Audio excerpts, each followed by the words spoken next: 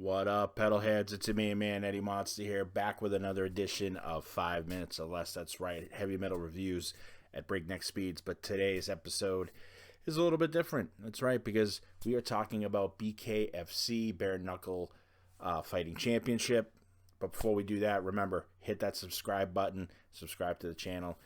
We try to come up with as much content as humanly possible. All right, so tonight was BKFC's Blood for Blood event, which was an event that combined bare knuckle fighting with heavy metal. That's right, you had fights like Kratos versus Walker, Killer B versus Sidney Smith, Brutal Bostwick versus Roderick Stewart, and then Alex the Terrible versus Cameron Delano. That's right, Alex the Terrible, the Slaughter to Prevail vocalist, who, by the way, also performed that night, because there were 4 bands that performed, and those 4 bands were Slaughter to Prevail, Crowbar, Malevolence, and Black Label Society. So overall, I thought the event was very, very cool. I would love to see this happen every single year. I would be down for it. The only thing I would ask is to get the mix right. That's all we ask.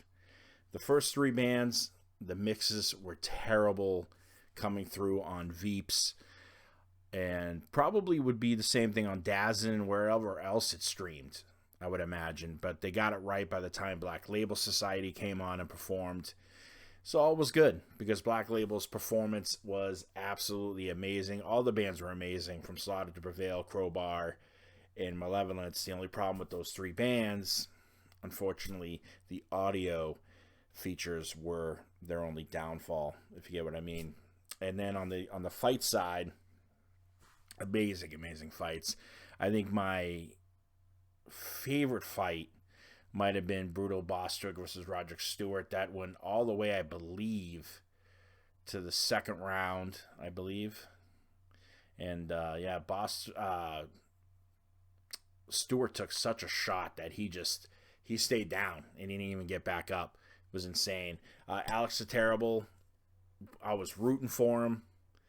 He was doing so good. I mean, early he got a knockdown that kind of set him back a little bit.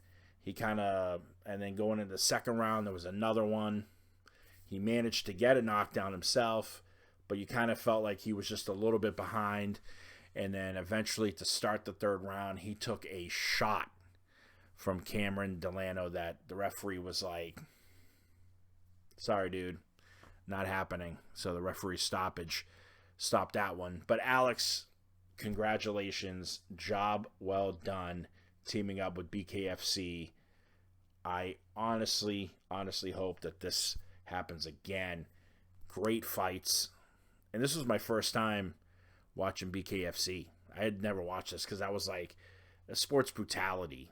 You know what I mean? Like, how many guys are going to get seriously injured in this kind of stuff? But looking at it and looking at the way they kind of manage the fights, you can kind of see that the referees are just as serious as they would be in the UFC and in boxing.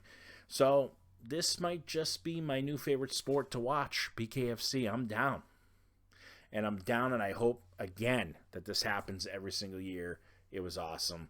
So if you get a chance, go on to Veeps, go on to DAZN. I'm sure it's still there. If you can watch the replay, make sure you watch it. BKFC Blood for Blood, which was live from the Ocean Center in Daytona Beach, Florida, which was the home of the greatest heel turn in wrestling history. That's right. It was the same venue that Hulk Hogan turned on all the Hulkamaniacs and started the NWO with Kevin Nash and Scott Hall. Wow. And so a lot of history in one building. That's for sure. So make sure you check it out.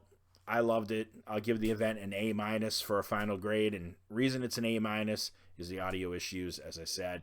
Of course, as always, subscribe to the channel. If you love what you see, hit that subscribe button.